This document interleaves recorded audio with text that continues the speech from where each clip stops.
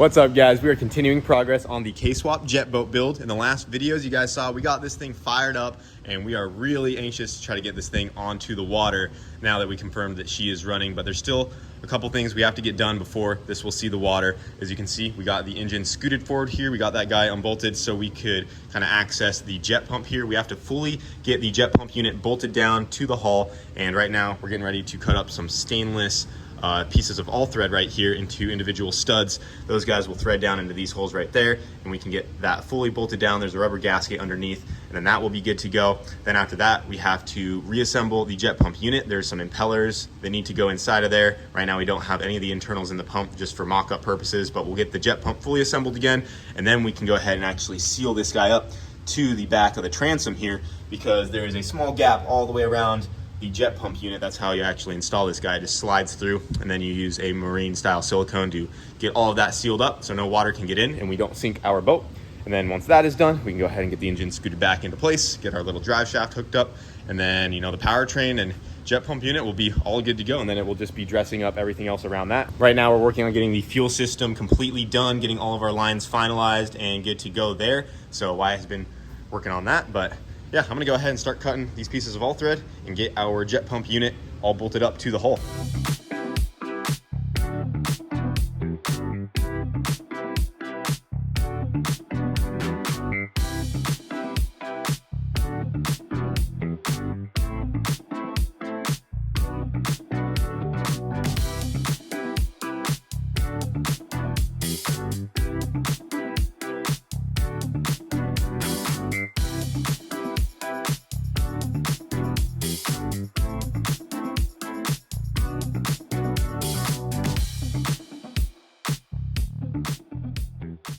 So we got the jet pump pulled back apart here, getting everything ready for the final assembly. And what I realized is once this all goes back together, it's gonna be really hard to work on this notch I made for the reverse bucket here if I wanna change anything. So in the last video, I showed how I notched that guy out to fit the bucket nice. And I talked about possibly sealing in these tubes right here.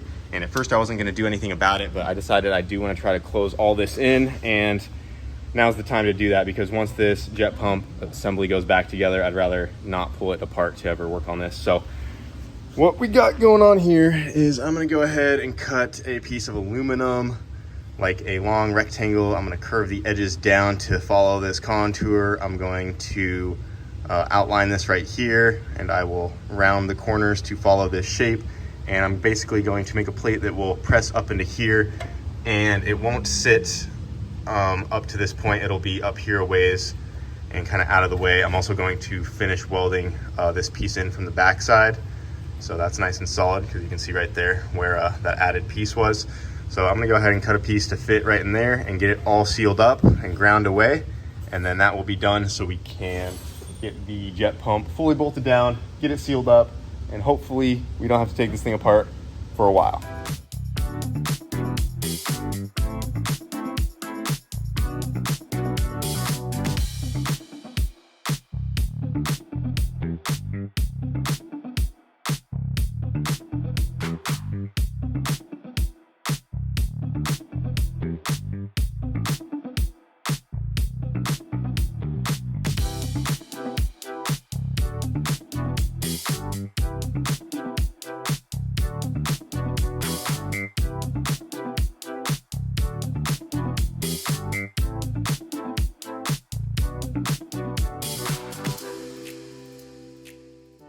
So I just got that welded up from the back side. Not too bad for being on my back here. My neck is killing me. My biggest fear is building up some slag on the end of the rod and not getting it to dip, and then that end of the rod falling onto me and having molten hot aluminum on me.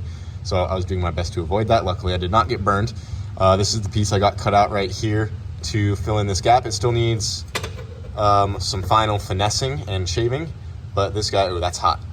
But this guy will press up into there. It fits pretty good, as you can see. I'm not gonna do it right now because it's so hot, but that will follow that shape, and I'll go ahead and tap that up into place and get it where I like it. And then I'll weld that guy solid, and then I'll do some final angle grinding, and we'll be all good to go. Even though I have to do some fab work on the back of the boat here, at least we didn't have to weld the whole thing, because that would have sucked.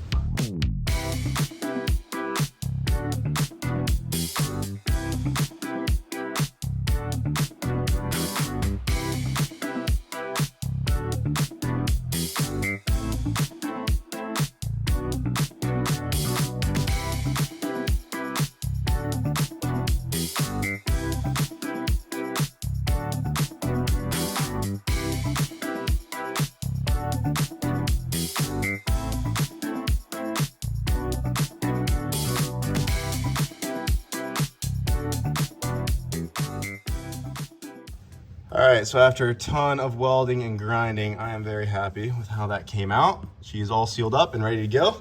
And just in time. If you look right over here, Alec just showed up and we have ourselves a trailer. Yep. So this is a 2 jet ski trailer that they don't need anymore. He actually just put this thing up for sale. And yeah, will work perfect for us. This is what they use to convert to work for the jet boats. Yeah. So I actually don't know the whole process yet, but I know you take off these 2 middle pieces of wood and then you have to readjust the side ones to make them fit. But and then this is going to be your other problem up here. You might just have to cut this front, weld it back here a little bit, and then put kind of remodify this. Yeah. Simple. Sure, you can get it done. What happened to the jet skis? Oh, we still got it. We just got a single trailer. Oh, okay. Yeah. Just so now they're on their own trailer individually. Exactly. Yeah. Cool. Well, that works out perfect because we're just about ready to get this thing on the water and we have no way to transport it. Well, here you go, man. Yeah, this worked out great. Alec also sent me some measurements of the width of the trailer. It's about 103 inches from outer edge of each tire because we didn't know if this trailer would fit in between our lift because right now we have no way of lifting the jet boat up except with our lift. So luckily it will fit in between the lift. Our lift's like 110 inches. So once we're ready to actually put the boat in the water, we'll go up with the lift, modify our trailer, stick it under the boat, and we should be good to go. Dang, dude, you're gonna sell us a trailer with a busted wheel? That's $100 off right there. I have to get a new one. Junk, dude. Nah, it'll work perfect. Calm down, Oakley. Really? Calm down. Already, then. Run. Oh, that's it? You can get higher than that. One more. Get on the roof, Alex. Oh, there you go. That's nice. All right, guys, just doing some final welding in the jet boat here before we get the pump and assembly all the way back together. We actually have the housing out of this thing just to clear up some more room to finish welding up these bungs right here. So this guy right here is our dash 12, and that is our water coming in to cool the engine. And then this is a dash 16, and that is going to be our water going back out. And our thought behind this is the high pressure water coming in through this dash 12 will be dropped as it comes out of a bigger opening on the dash 16 there, because as the RPM goes up, we're assuming the water pressure coming out of that spigot is going to go up as pressure builds up in the drive unit. So to help combat that, we have a bigger exit hole. So as the higher pressure comes in, the water doesn't have any trouble getting out and it doesn't hurt something inside of our engine. Once again, it's a whole experimental process here. We probably should get a coolant pressure gauge to monitor it, but we're just gonna take it out and kind of keep an eye on things and see how it goes. But getting that guy fully welded up, I just have to finish that one and we'll be good to go there. This guy right here is for an air bleed. There's a little brass fitting on the front of the housing and that connects to that guy.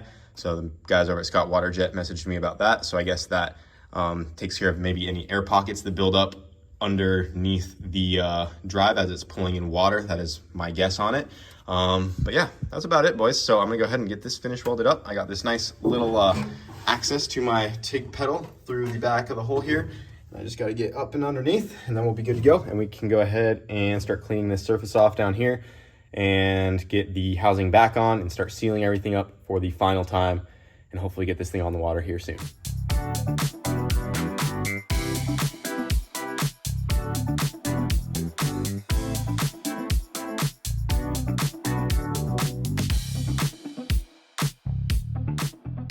All right, guys, it is about that time. We're getting ready to bolt the intake housing up to the bottom of the boat here, hopefully for the final time. So I just went ahead and got all of these surfaces nice and cleaned off. Just took some alcohol and got all of this guy cleaned off. Got the jet block right there cleaned off. We got our gasket all cleaned up.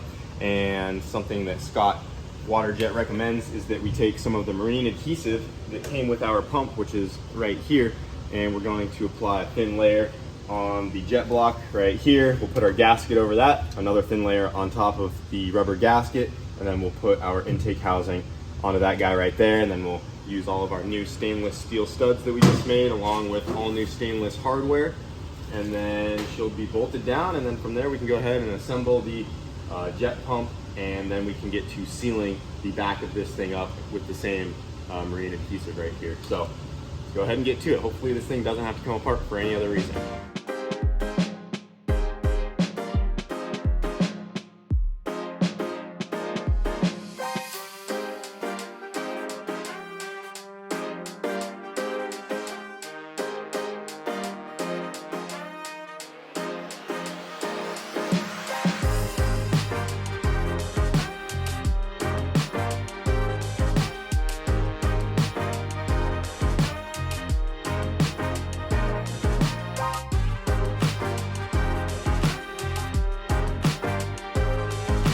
All right, guys, our jet pump is all bolted down to the hull here. We should be good to go. Right now, we are getting the back of it all taped up so we can apply our marine silicone right here. So right now, Wyatt's down there getting her all masked up, and we're going to be applying that silicone from this side first. Then we'll let that cure and then get some applied to the other side and get this thing all sealed up.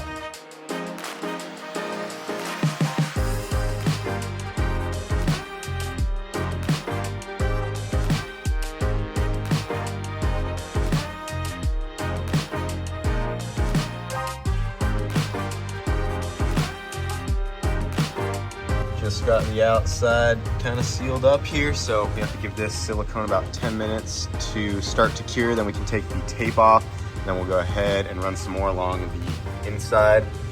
So that is looking pretty good. That's all they use to seal this thing up. We just run it through, fill it with some silicone, and we should be good to go, boys. We're just sending it on the inside here, no tape. I don't even think we need it. No. Just lay a nice bead down. We don't need her sinking, dude.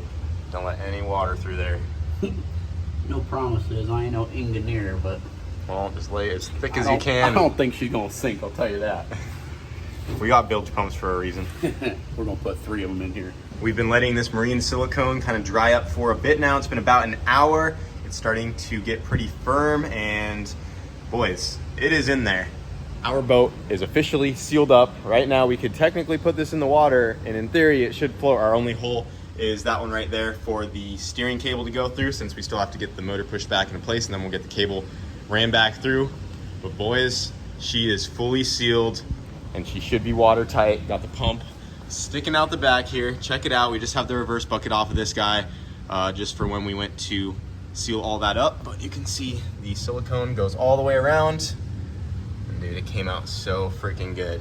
I'm so excited, guys. Jet boats, definitely a lot of work to build, but I think it's gonna pay off once we finally get this thing in the water, which should hopefully be in the next couple days. Right now, Wyatt's working on some battery cables over there, getting everything finalized. Our fuel lines are all done and ready to go, so that came out really clean. Look at that setup back there with the fill neck and everything. So it's coming together, guys. I'm pumped. So now that all of that is sealed up and ready to go, we're gonna go ahead and get the engine scooted back into place here, get it bolted down, and just keep buttoning some things up and keep getting it closer and closer to being able to go onto the water. Like I said, I think we're gonna try to use this log manifold and just rig up an exhaust for now just to test it. We still need to get our mounts either painted or powder coated, but for right now, we're gonna send it on those guys, just try to keep water off of them so they don't rust.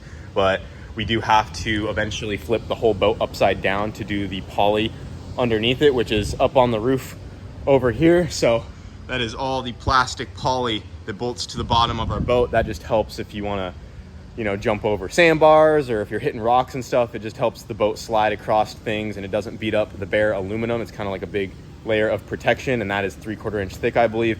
So we're testing the boat just to make sure everything works properly. And what sucks is once, you know, everything checks out and we get to test it, we'll be so excited to go drive it around and stuff, but we actually have to bring it back here, and we're gonna pull the whole boat apart, pull the engine completely out of this thing. We have to flip the whole boat upside down and do the poly on the bottom, and that is a big process, probably a couple-day job, because we have to drill so many holes, and literally the only thing that holds the poly to the bottom of the boat is a nut and bolt all across the bottom of the boat. There's like several hundred of them, so that's not gonna be a fun task. But we figured once the engine comes out for that, we'll finalize like the motor mounts and things like that. And then once the poly's on and it goes back together, that's gonna be the final assembly of the jet boat here. But we just wanna get it ready for a water test because she is so close. All right, guys, I think that's going to about do it for right now. We are so close to getting this thing on the water. I think by the next video, we will have our first water test. As you can see, we got everything sealed up. We got the motor back into place here. Got our drive shaft back in there. Just gotta get it fully tightened up. We still just have to do a coolant return line, but that'll be super simple. We just gotta go from this fitting right here and out to the back of the boat. We got our air bleed line done. We got the coolant feed done into our little sand trap. The fuel system, like I said earlier, is completely done. We just have a feed line that's already made. It just goes from this regulator right into our rail. We cleaned up the wiring harness on the engine. I got a whole bunch of wiring done. Come around over here, you got all of our wires coming off the battery. So we got the main power to the starter. We got our alternator wire. We got our main ground. We have the alternator on. It is tightened, plugged in, ready to go, ready to charge. We just have to get some more hardware for the engine mounts. We need to kind of ghetto mount the fuel tank for right now. If we plan on, you know, driving it somewhat, we have to figure out a seat, still a couple seats. And then when Alec was over here, he actually dropped this off for us. This is the steering wheel off of James's boat. And we're borrowing that, thank you, James. So this guy will be our temporary steering wheel. She'll go on like so. If you go look at the back. Nice. Got the steering done, ready to go. Just gotta get that reverse bucket back on. And yeah, tighten the wheel down. We got the cable ran through, it's all sealed up, done and ready to go. And then we still have to just put the impellers inside of the pump. And that's about it, boys. Oh, and then we have to get the trailer ready to go. We have to make some adjustments to that trailer, set it down. Hopefully we can get that knocked out tomorrow as well. So we still have a solid day ahead of us. And then, you know, we're hoping in the next 2 days, by Thursday or Friday, we will have this boat in the water for its first test. But that is going to be your jet boat progress update video for now. Thank you guys for watching. This thing has been a ton of work, but we are getting so close. So next video, guys, I think we'll be in the water. Hope you guys enjoyed, and we'll see you later. Bye.